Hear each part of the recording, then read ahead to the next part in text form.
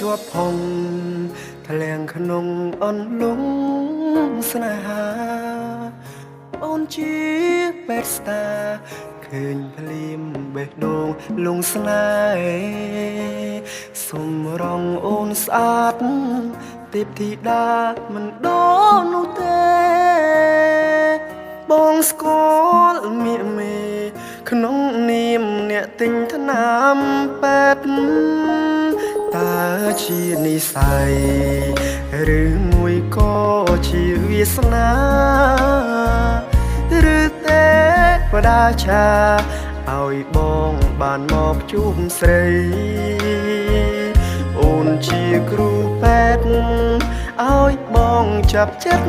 លើស្រីជាតិនេះបែតដីតែរូបស្រីម្នាក់ប៉ុណ្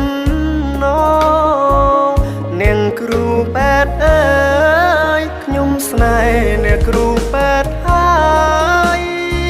អ្នកគ្រូពេទ្យស្អាតហើយថែមទាំងសុភាព្រាបសារជា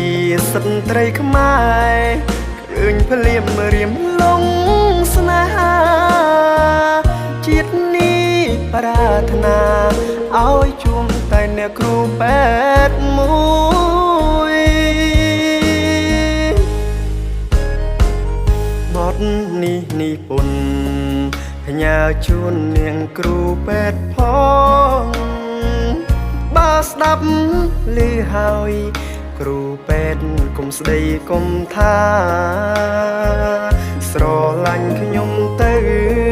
ខ្ញុំនេះមិនចេះសាវាប្រស្មោស្នេហាគឺមានតែរូបខ្ញុំមួយ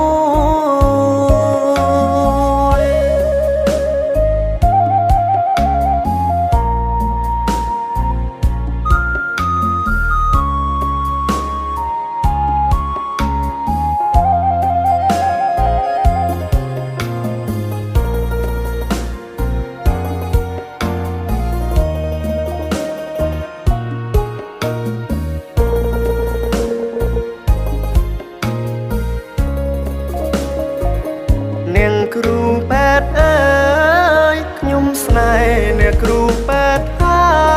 យអ្នកគ្រូពេទ្យស្អាតហើយថែមទាំងសុភាព្រាបសារជាស្ត្រីខ្មែរឃើញភ្លៀមរៀមលងស្នេហាជាតិនេះប្រាថ្នាឲ្យជួមតែអ្នកគ្រូពេទ្យមួយបទនេះនិពន្ធផ្ញើជូននាងគ្រូពេទ្យផងបើស្ដាប់ឮហើយគ្រូពេទ្យកុំស្ដីកុំថាស្រឡាញ់ខ្ញុំទៅខ្ញុំនេះមិនចេះសាវាប្រស្មោស្នេហាគឺមានតែរូបខ្ញុំមួយ